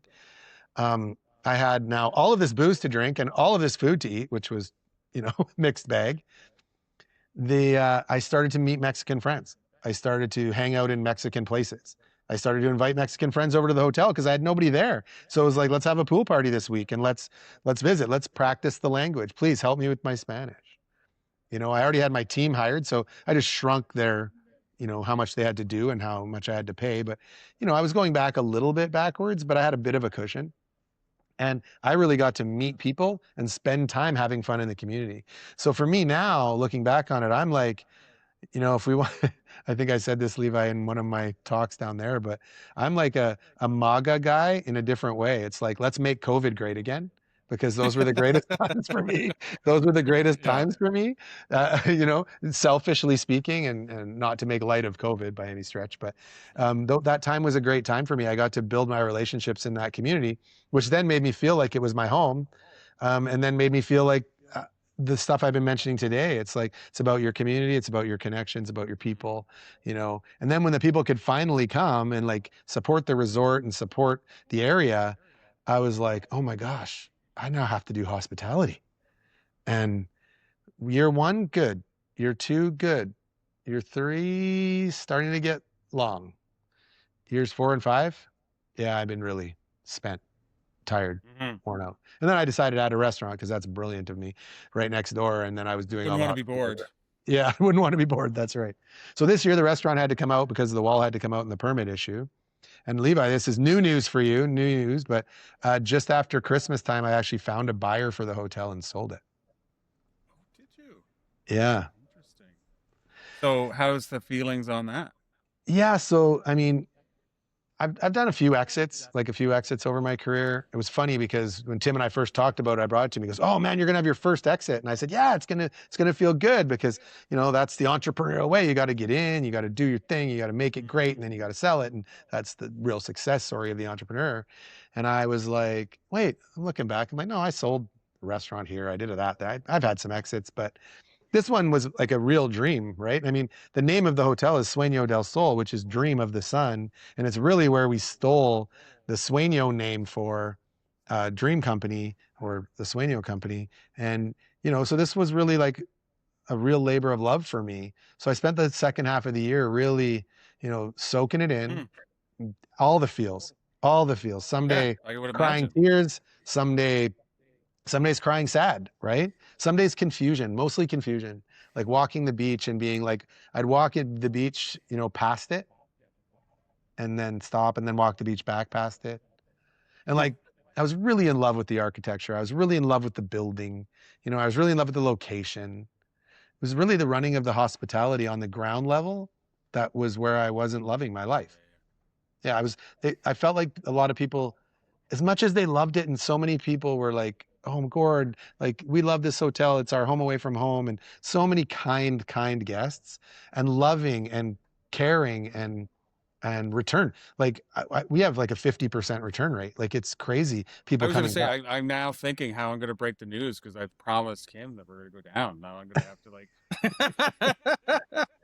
Levi, do not think that I don't have other options and opportunities in Milwaukee for us. Yeah. We would both be daft if we thought that. So for me, it was a mixed bag of emotion. Having to tear out the restaurant that was only 2 years old because of the permitting issue was, a pain. But all when the stuff did that happen? So I had to have that out. It was running when I was there in like November. Yeah, so we just set up when you were there. Yeah. And then we had November, December, January, February, and we had to be torn out by March 8th. Okay. Yeah. So we went right till the end. I had the Steadies fly down, my band friends from Saskatoon, and they flew in for the final show. We threw this huge shaker. I was up on stage each night having a blast and singing with the boys, and just, it was absolutely great. I was also on stage talking about the people. It was amazing to see the people in the community coming to my back saying somehow that I had been like wronged in some amazing way, and how bullshit it was, excuse me, that this was happening to me. So each night between sets, I would go up on stage and I would stand up there and I'd say, hey, everybody, I want to talk about the wall, all the rumors, and the wall's coming out, and Gord's getting kicked out of the country and he's in jail, whatever the story of the day, the rumor of the Senior Citizens Day was, because it's a very heavy seniors, expat community down there. And they'd love to gossip. Love it, love it. And I said, so here's the real story, you guys. Like, we put the wall in where we should not have. Or sorry, when we should not have. We didn't put it in the wrong place. It's in the right place. It's just too soon. We didn't get the final stamp that says, put in your wall. For sure, we were led astray by a consultant. Absolutely no doubt in my mind that consultant's going to go through his own living hell when our lawyers get a hold of him. But at the end of the day, the buck stops with Gord. And Gord is the one that says, bring the tractor, bring in the backhoe, do the things. And so at the end of the day, it was my mistake. I should have known there's a language barrier. So that means I need to learn the language better if I'm going to do things in this country, or I have to hire people that are going to sit beside me and translate. It can't be run and gun like Gord does up here, and it just doesn't work. Right. So anyways, we got the wallet, we got all the things torn down. This was in March, and you get this like surgence of people that love you and tell you how great it is, and you have to have the restaurant back, and you're like, I tore the restaurant out. I basically wore myself to the bone getting through the season. We didn't really make any money. We now see how we could, because we've made, it takes 3 years to work out any bugs in any restaurant. So we've kind of got that sorted now, how we can do it. But I'm not sure I want to go back and put that energy in without a team behind me like I have here. The crews I got here are awesome, and that's taken energy to build them. So, yeah, that's the. Wow. Okay. Wow. That's again, I'm introducing a story that's no backstory, but one of the things I was loving to touch is that you guys had what I loved about it is that it's like a group project with your strong partners. Is you have the Tequila brand. And how you get into that. And now I want to know if that's still a thing. It's still a thing. And you'll be happy to know that the day I was leaving, pineapples were being planted. Oh, nice. I want that update as well. So tell me where I'm wrong, because I was a fly on the wall for a lot of things. And you have a group of people together. You've built trust. You've built some operational success. I mean, you've been, even when you haven't been successful, you've been open about it, which I think builds trust. And so when you bring opportunities to a group of people, like my understanding is there was avocados, not avocados, agave. Agaves, yeah. Agave, and then a tequila brand, and then the pineapples we saw, and it just that sounded like, well, I don't even want to do the F-bomb, but that was just such a spirit. Like, that is the excursion that I've wanted as an entrepreneur who travels, right? Like, you mean I could just like go out and like have this group of people and we could just do a thing, really? And you guys have just done the thing. Yeah, I think so. I mean, the guys in the group are mostly, I think, and you correct me if I'm wrong if you saw something different, but most of the guys are operators, hardworking, sort of, I would, not everybody's a numbers person, but most of them are just the grinding operators. And I think it was really, and again, this is opening up, there's so many things here, but you had a really good presentation around the different types of entrepreneur, the stages. Yes. And I think that was good for everybody to hear. I don't know if you can do it quickly, but the levels, but not everybody was there. But I like that you presented, is like everybody has a place, and it's just understanding where you're at. Yeah. But then from my understanding, even if they're more like the owner operator, they're in the business, you've created a safe space for them to participate at a different level, or at least see what it looks like. And that's the magic that I was seeing. Yeah, I agree. And in the magic, sort of where that comes, it's sort of separating your life into boxes and where you want to see yourself at a certain time. And I think that's what you're referring to, the 4 boxes. Very easy for a lot of people to say, especially older, former business guys say, hey, I want to be in the investor box. I don't really want to have anything to do with the operations. I just want to kind of get a twice a year, I want to know the numbers, and I want to see if my investment's growing and get my dividend. Simple place to be in, great place to live. Got the guy who's on the floor. He's like, I'm a manager. I want to be in the business. I want to have my elbows rubbing. I want to be the one who's going to make that business successful or not, but I need to know, right? You've got the person who's the multi-business owner. That's me. That's where I sit. I'm like, I've got multiple. I can't be grinding elbows on all the things, but I'm the one who's going to help you with your big finance. I'm going to make sure your banking's all working. I'm going to make sure I'm going to have big clients that I can bring to every operation. I'm going to be a part of the face, but not the guy who's running all the elbows around all of it, right? Every single day. And then you've got so I'm missing one. And you've got I can picture it. yeah, it's the owner operator, but so he's above, he's just managing his business from the top, but he's not Yeah. really, that's the only one he or she. And they have people below them and they're just managing it, but that's a comfortable place. So if thinking from our organization, you've got Jacob and Matthias, grinders, elbows out, Jamie too, in the sign shop. They're like running every piece of it and they're an owner. You got Denny out in Sycamoose. We have 2 pubs out there. He's not on the floor, but he's upstairs in the office. He's making sure all the scheduling, he's not doing the scheduling, but he's making sure it's good. He's doing some food buying with the chef, that type of thing. And then there's, the multiple business owner, me, and then there's the investment guy. And you can move throughout those boxes, right? Like maybe at one part of your life, you want to have your elbow into the investment box in 3 businesses, but you actually still want to grind it out in the other one. You can be in different boxes. You just got to decide and know where you are, so you're not stepping on the toes of your other people. I love that. That's really, really well said. And I think you've perfectly described all of those archetypes. Because that's really cool. We spent a lot of time with those. Yeah. Well, and I think a lot of people go through those, right? You often start in the one where your elbows are out and you're grinding, you're fighting, and then you can choose later. Jacob is really we asked him point blank and like, we maybe should divide. We've got all these guys with all these skill sets. Maybe we should just divide the skill sets. If Jacob is amazing at staff training and he's amazing at, cocktail creation, then like, why don't we just give him that for all the restaurants? And he just goes around and does that. And Denny's good at procurement. So like he's working the deal with Cisco, he's working the deal with Pepsi, that's his sweet spot. Man, let's just have him do that. And Jacob stopped me dead and he goes, no. I said, what? And he goes, the reason my job that I love the most is that I get to do all of it. I get to do a bit of procurement. I get to do a bit of customer service. I get to do a bit of training. And I'm like, okay, nothing is wrong with that. That's great. But what it does is it says, okay, now Jacob is probably a 1 or 2 star operator only, because it just doesn't fit to go to 10 and try and do all those things in 10, right? So that's okay. That's great, because he loves the connection with the people. He's very excited, with the people. Matthias maybe a little more loves training, like just loves the training pieces. So he'll maybe do more training down the road. I could see him being he's a dynamic guy. He's big and lots of arms. He might be the guy that can go do the training and take over some stuff from Tim, right? And Denny for sure on the track to behind me.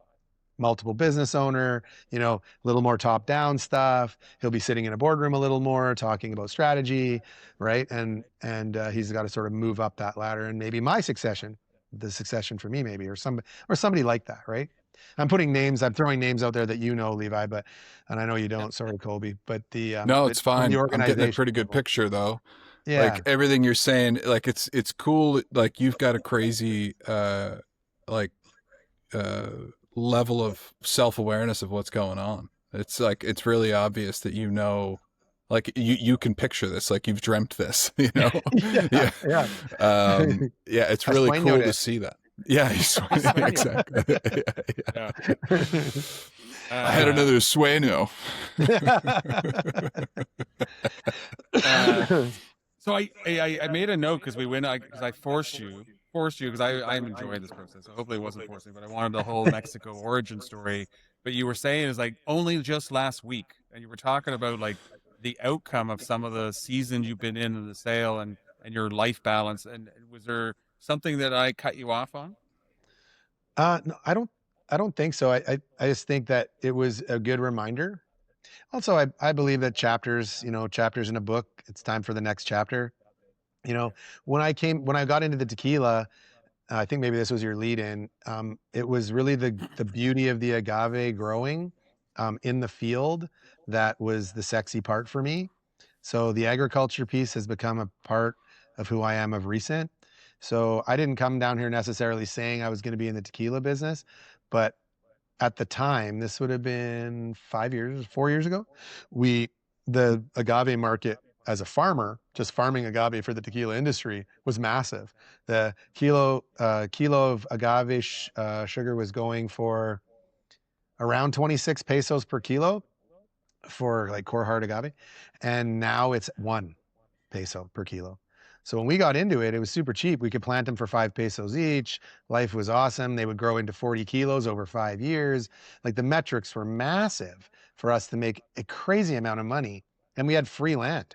We had a bunch of land that my business partner, the guy that built my hotel for me, him and I were looking at business options, and he had a bunch of land that he wasn't using, like up in this glorious piece of real estate up in the mountains. So I'm like, oh my gosh, we're going to grow agaves. We're going to make millions of dollars. I'm going to build this like super cool niche tasting room up there. And we're going to go up there on tours from the hotel. This is like a dream come true. Right. Fast forward, we plant 20,000 agaves over 2 years, and then the bottom falls out of the market, and agaves are worth like nothing. Basically, now they're telling people in and around the city of Tequila, it's like, come get my agaves, please. You can have them for free, because it costs them more money to go and cultivate and take them off than it does for, that they can get for them. So it's like, oh my God, that's devastating. So now we got 20,000 agaves growing. Okay, well, we're just going to stop kind of taking care of them, but we don't want to do that, because you never know what 5 years from now is going to be. Maybe there's going to be no agaves because everybody gets out of it. So we're maintaining this field, but it was that beauty of the plant that really got me. And then I said, well, why don't we, if we get in the tequila business, at least we can use our agaves, even if they're not worth anything, we've got them. So that's when we went down the path of the Sueños tequila brand, which I'm happy to say is really starting to take off over the last like 5 months since we even did the retreat. It's been like I've done 4 tastings here, to tell you. I've been a part of it. It's fantastic. Yeah. Well, I've actually staged full tastings. I mimicked the entire thing around the nose, the single nostrils. I've done the full thing for 4 groups of people. Wow. Are you must be running out? I must have to send you some. I'm rationing the last quarter bottle now, and I've talked to a few people. It's it's whole separate aside, but it's just such an interesting story. And we part of our company's content and marketing, right? And we do a lot of like help the people with their first CRM and their first MarkTech and all that stuff. And so I'm suddenly, it's like, but we're constantly telling people is like, really, you got to find a story. It matters that your product's good, and yours is, but like you need a story, you need a hook, and I keep coming back. It's like, well, you got that in spades. Like, why isn't this easier? Yeah. But there's a lot of logistics to that world. Well, yeah, I mean, by all means, man, if it helps in any way, use my examples as much as you want to. I mean, if it helps, use it. My goal is to find somebody who will let me be your rep in New Brunswick. Let's get a list of that. So first of all, you should be now really pissed. Tim was just out there and he could have brought you tequila. Like he was literally there like 3 weeks ago. Jerk. Yeah. Anyway, so we'll put that on a. Sorry, I need excuse. I'll put that on his review. It's fine. Yeah, definitely. Yeah, but it was really good. I haven't been for a long time. I forced him into it. Yeah, because I for a long time I guess when I was younger I had a couple like bad tequila experiences where it's just like cheap, crappy tequila and too much of it or whatever, and then I just never touched it. And then I was like, oh, there's like, because I love whiskey and bourbon and things like that, sure. And then I tried that for the first time in a long time, and I was like, oh, I can get behind this. This is good. And then I took the bottle away. Yeah. So I can tell you, Colby, you have the exact same story as almost every single human I've met. Oh, I had that tequila experience when I was, X, and I'm like, and I was the same, 19th birthday, puking tequila in a urinal, in a pub. Yeah, funny, good stuff. Probably with Tabasco sauce in or something. Oh yeah, that's good stuff. Yeah. Prairie Fire, the worst. And now I own that urinal because it's the one at Canooligan's. And I noticed, I recognized it up front when I bought the restaurant back that was the one. But yeah, this is funny. This is actually kind of funny. I guess you can still hear me because the microphone's attached. Yes. This was like the original bottle. like with the Oh, fake cool. label and how like the samples that we got out of Mexico. I still have some. And then this is, of course, is the one that you would have tasted, Yeah. Even right? the detail of the way that lid works. Like I did a lot of, I used to be a bartender, and just the snap of that lid is Yeah, that's slick, eh? That's Yeah, and then we're slick. gonna looks like we might come out with something like this year with a takeaway box. So that'll be kind of cool. Oh wow, that's Yeah. wow. It looks really sharp. Yeah, so some things are gonna be I sharp. We've also this will be right in your wheelhouse, Levi, but we got the Reposado out and we got the Anejo out. So now Oh we've wow, got that's faster both. than I would have expected. Yeah, because we barrel Yeah. it, we put them in the barrel right when we bottled this batch. Yeah. So they were ready for this season. And we sold 14 cases of Reposado in 7 days. And we sold the 6 cases of Anejo in about the same. Insane. Insane. wow, So Yeah. yeah, now we're working on the next level. It's just this cool. this entrepreneurial playground of like because you're somebody watching the numbers, and there's lots of hard work, but you're bringing in experts who know what they're doing. Yeah. Like there was multiple, like the people making it, deep expertise, people marketing it and growing it, deep expertise, the systems and process, but then like it's very creative. Yeah. And there's lots of problems, but you're not shying away from them. Like I'm interested in the biography, or that like follow you as a TV show, like a YouTube series, just the Totally. random businesses. I Speaking of, like, we've talked about your history, and we've covered a lot of the stories I wanted to make sure to pull out. Like I couldn't get over. I told you this, and I'm trying to tell Colby is like I couldn't understand how value aligned your worlds and our worlds were across people on different sides of the country and in different types of business. I mean, it didn't hurt that I have a big hospitality background, but still, I don't think that would have mattered. Well, just pause. I haven't heard Levi that excited about something in a long time. When he came back and was telling me everything that he could remember, and like just he was totally on fire with it. And the reason we're partners is obviously value alignment and wanting to just do cool shit and with cool people. You know, it's just I've been really, really excited to meet you, and this conversation is going to leave me buzzing. And I'll be honest, like in the interest of transparency, like it's actually a highlight for us. But I felt a lot of, how do I word this? I didn't know what I was getting into. I didn't understand. You get to somewhere and like I thought I had prepared, and I go in and I just didn't understand the depth. Yeah. And I know I just got done helping a health department in a First Nations community adopt Microsoft and AI for 4 days. And so I'm used to like working with crowds that are not usually, mixed.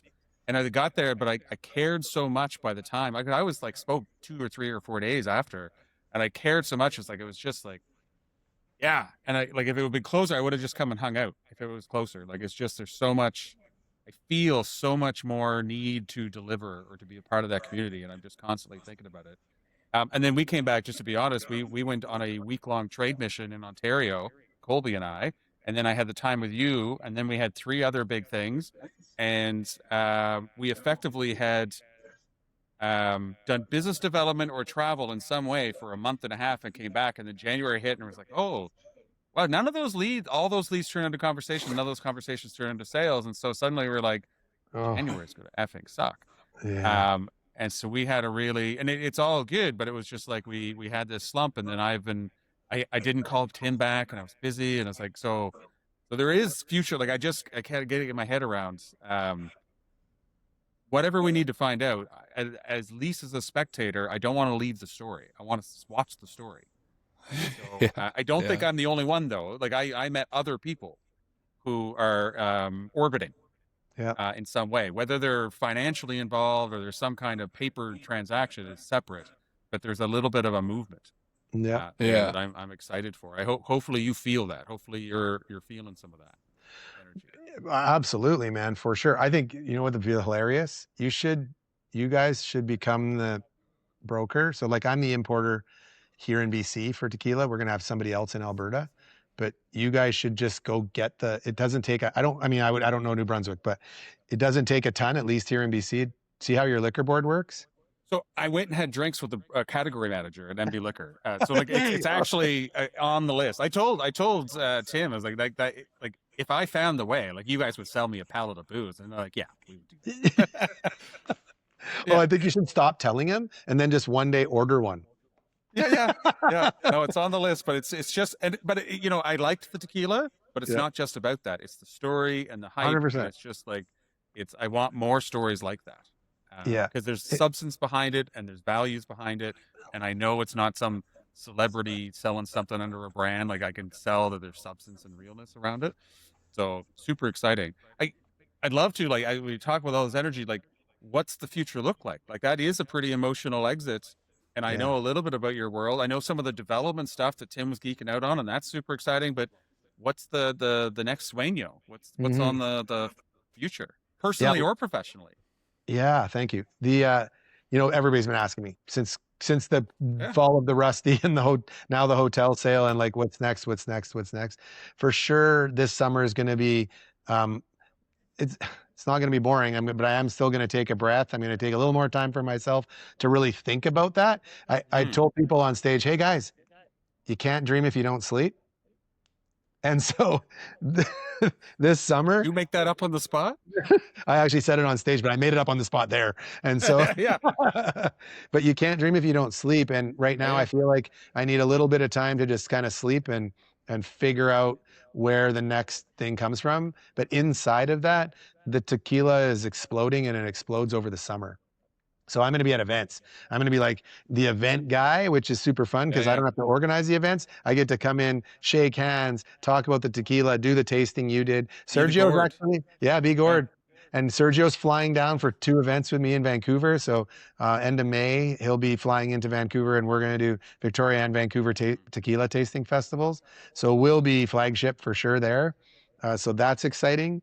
And I think, you know, sort of at the end of the day, I'm not really chasing deals. You know, I just I want to find the things that are right. I want to take the calculated risks that are fun. You know what I mean? And hopefully kind of land things that fit the fun, cool brand. I mean, I mentioned quickly Colby for Colby's benefit, the pineapples. I got passionate about the pineapples right before I left, and even when you guys were there. So there's going to be Mhm. an opportunity for my partners first to invest in tequila and pineapples, and it'll be sort of one investment, Yeah. not a huge one. And then everybody can be going out there and sort of selling the Pina dream and working on our Pina Yeah. newsletter because the I agave. definitely checked in with the wife from the field, and Yes. it was a no bueno at the time. I got to It's send you a kind of case of hard to share pineapples. that much energy in a text in a field, like when she has no context. Like I'm away for work. All She's like, video. "What the hell?" It's got to be all video at that point. You got Yeah. to have the video stick out. Yeah. But then you're like drinking tequila out of the back of a truck with a bunch of dudes. I don't know. Doesn't always win with the ladies. All about perspective. Yeah. That sounds like fun. Yeah.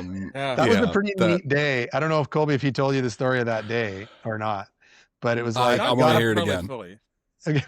we sort of got up in the morning and originally I'd rented this super yacht for us all to go out on for the day. But when I kind of went out there to look at the yacht, I'm like, it's more for like sleeping and like, it's not a party yacht. It was like Mhm. sleeping yacht.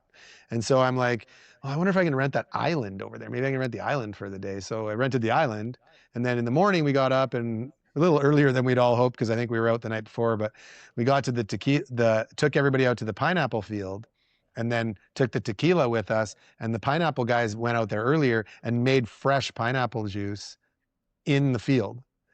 And so we go out, we learn the metrics of the pineapples. Everybody gets a taste of pineapple when they chop it right off with the machete.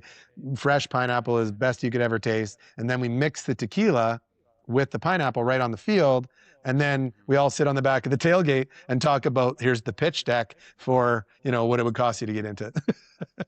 So like there's entrepreneurs, and then there's people who are just like passionately interested on how these things work, and the like I've created that. I've been to Italy and I was like, I found a cheesemaker to just Yeah. understand like what's the business model of cheese in Italy? Like, is this like, because it's all small, there's so many small businesses still making it. I was like, I want to talk to somebody who understands that.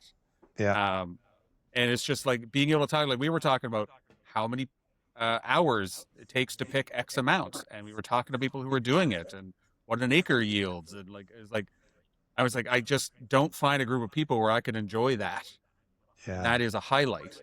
Even when we sat on a picturesque beach and had drinks and food, but the highlight was getting geeky around how this operation would go in a different culture. It was just like, how do you recreate that? But then I actually thought about curating trips for business owners to like meet other business owners and go through. And I was like, yeah, but then my audience is only people who have no time and never invest in themselves. So that's not probably Yeah, no. a good plan. Yeah, no, for sure. Yeah, I mean, you're the same as me in that sense, right? It's like first of all, when I got to Mexico, I didn't know pineapples grew on the ground. I was still like, I don't know how pineapples grow. So then they took me out to the pineapple field and I was like, no shit, this is how pineapples grow. This is awesome. So then I geeked out on that and sort of fell in love with it. And I probably did 40 tours of the pineapple fields this year for people. And not one single person that I asked the same question I asked you guys out there. I said, maybe ask it a little easier, guys. If it was 15 grand, would you be in the pineapple business with me? Oh, what? 15? Yeah, I'm in. Like, how? I'm in. Where do I sign? Like, not everything has to be $200,000. You know what I mean? Or $1 million, whatever.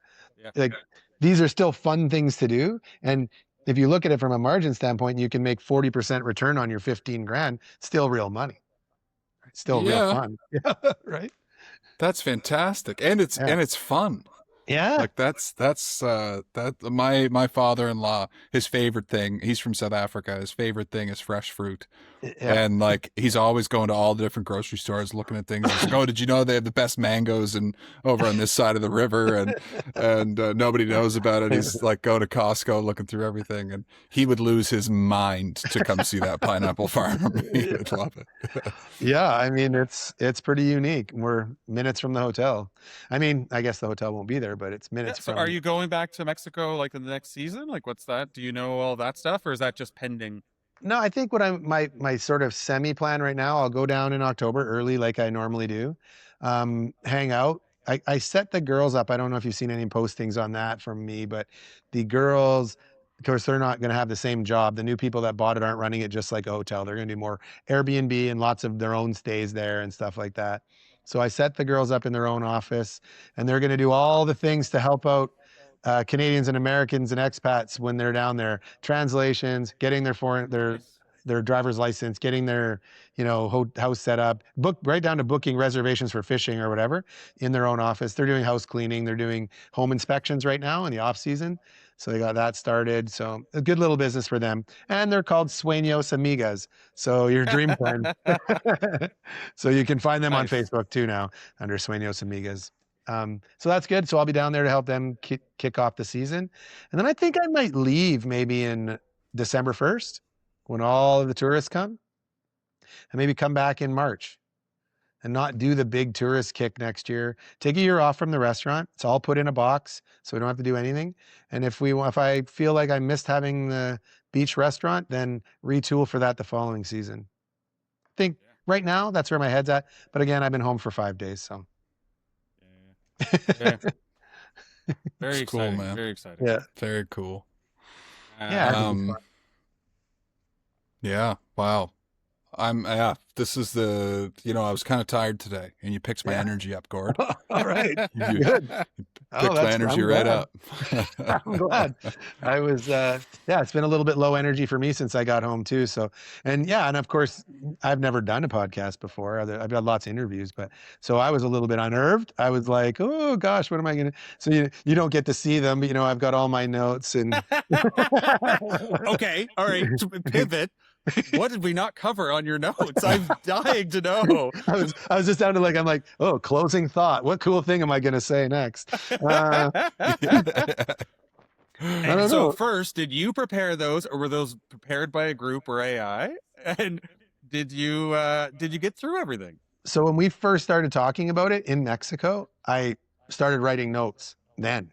Yeah. So in my handy dandy, ever so cool Sueño notebook. I have. Oh, that's cool. I'd had a bunch of notes put in there for the thing. So this was awesome. So I got home and I go, okay, that was the date and this was the thing. And what was I doing? And then I tried AI in your lessons and I said, okay, I'm going to pump this in and I'm going to say the podcast that I'm going to work on with Levi, and he picked up your name, remembered that. And then you were doing this back in December and you were doing it again in January. You were thinking about it. And so it picked up all that stuff. And here's what you were thinking about then. So I was like, that's great. And then I said to it, and you'll love this, have I been thinking of anything since? And it's like, what? I was like, damn, Yeah. I was hoping. Yeah. But Well, that'll be next year. I don't think so. That'll be It was next just year, more- Gord. Yeah. Yeah. It'll know what you're thinking next year. Yeah, no shit. Yeah. Actually, I was thinking about you the other day. Sorry, I keep cutting you off. I do want to see what's on your list, but No, it's we're okay. working with a hospitality group that just owns restaurants. They have a small brewery, a bakery, a catering company, and 6 restaurants. Yeah. And one of the things they got a grant, as all companies do in Canada, to help them with AI implementation. They're like, what do you want to do? Like, they didn't know what they wanted.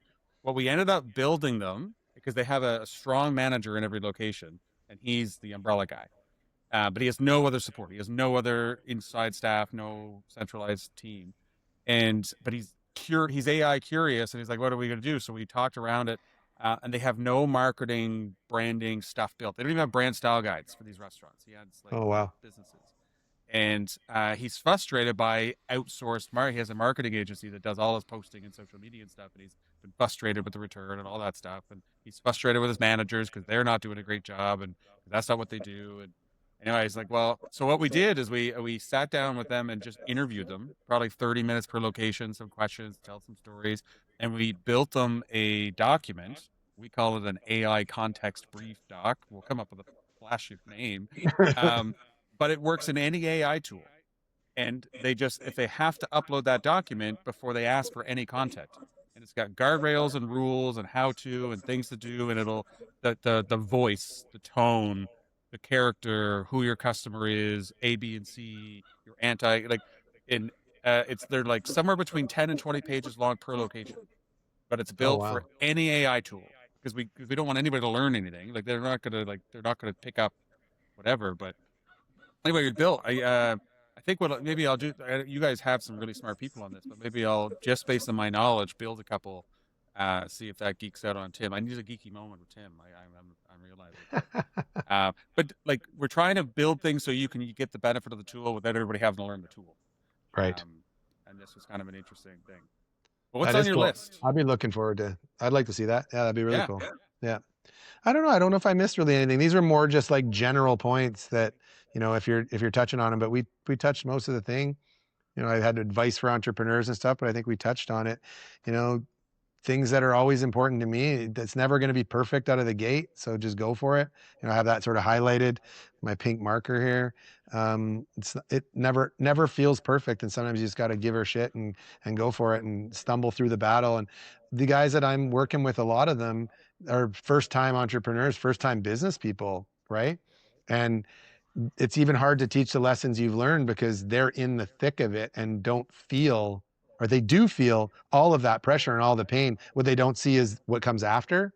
If they fight through the pain, it's like getting new software and you don't fill in the inventory because you're like, oh, that's just too much of a pain. So I'm not going to run the inventory module. I'm just going to run the bookkeeping, right? We're working with somebody exactly like that. Yeah. It's hard work. And filling it, the girls are the same. They're working with one called ZenMaid. And they're like, I'm like, hey guys, we came and walked through my house a week ago and you were going to have the quote out in 24 hours. Remember, you're supposed to just click the boxes and then it adds up the total and sends you the quote. Yeah, but Gord, we don't have all the prices in the background yet. I'm like, oh, well, so we'll just do one on a spreadsheet for you. I'm like, no. I'm the guinea pig. I want you to do it the right way. So fill in all that. Oh my God, there's so many boxes to fill in. I'm like, yeah, but imagine how easy it's going to be once you fill them in. Right? It's hard. Nobody wants to use all those software pieces. Restaurants are the worst. They want you to put a grain of salt in for every hamburger you make. And it's like, holy shit, how are you going to figure out those recipes? Well, Colby was just talking to a friend of ours who's bought a lobster restaurant on PEI. It's a very busy spot. And he's been deep into the systems and the tools because he has good operations. So he's like on top of it, optimizing.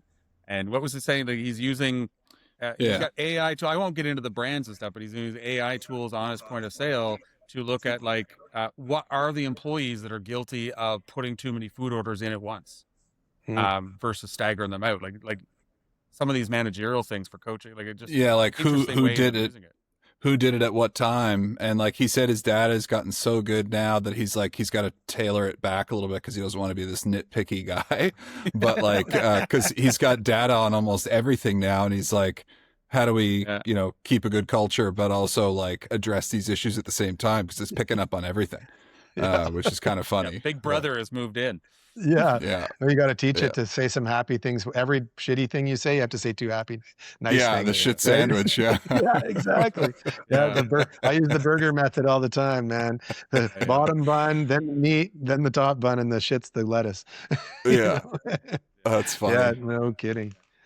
I was excited for this conversation because I knew it wasn't going to be like just the same advice, but it's good. Like, so we showed without necessarily telling, but like, being okay with talking about failure. Like, it's okay to be a little bit more open, but we didn't have to say those because it was so obvious that again and again that was the thing. You got to stick with it, but also understand when you got to get out of it. Yeah. The overworking and the balance and those moments, and it was an experience share that informed versus us having to have pithy statements. And that's I knew I was going to get that. And that's exactly why we have this as long format. We'll pick out some nuggets that we could share for those with no attention spans. Yeah. But then this is the type of content I want. I want to talk real people talking about the realities of this world, and not just a bunch of hype and influencers on the internet. Yeah. I totally agree, man. And it takes this, you met my brother while we were down there, at the retreat, and he just did a podcast, and, I'll share it with you guys, but it's with a guy you'll recognize. I'm gapping out on the name right now. Hold on. I'll just get it.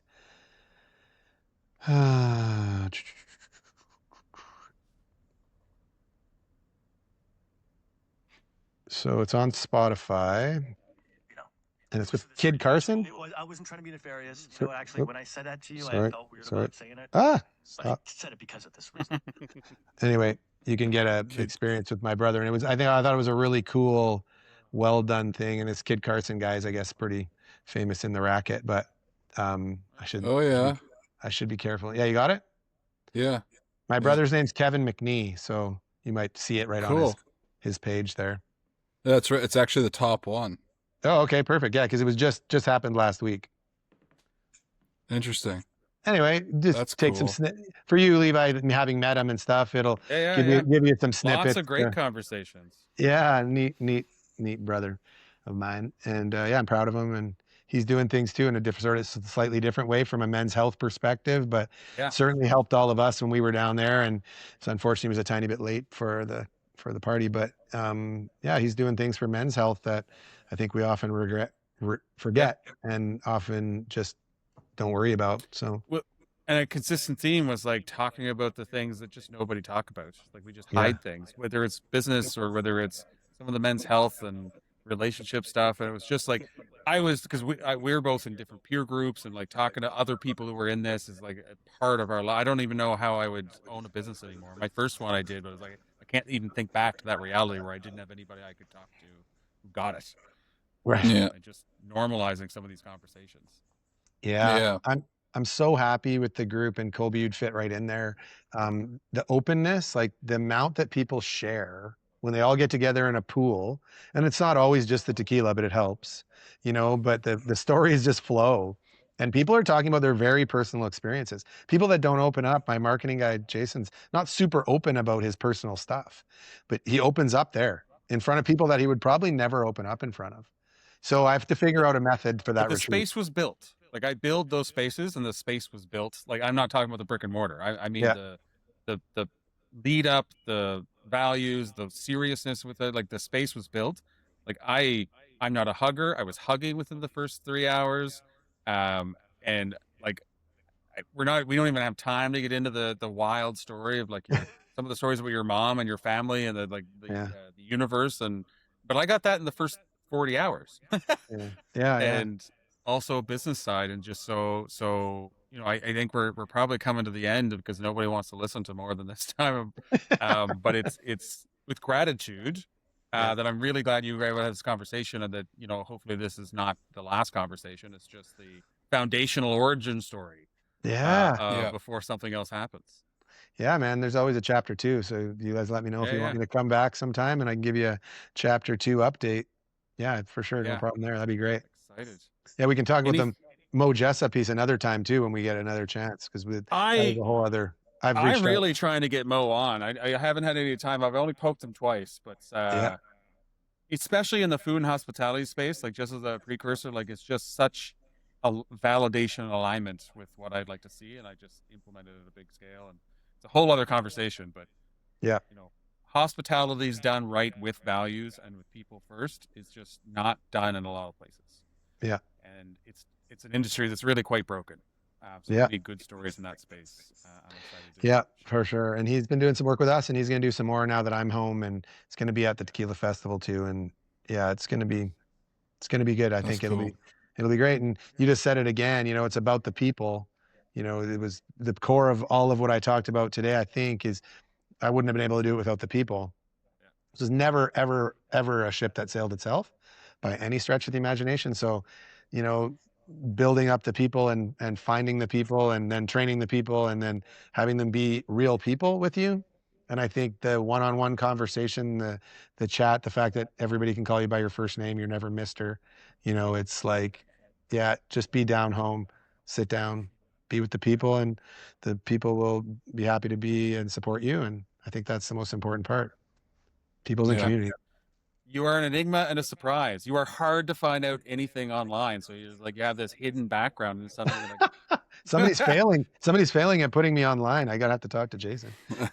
well, I'm a LinkedIn guy and you are like not there. Oh yeah.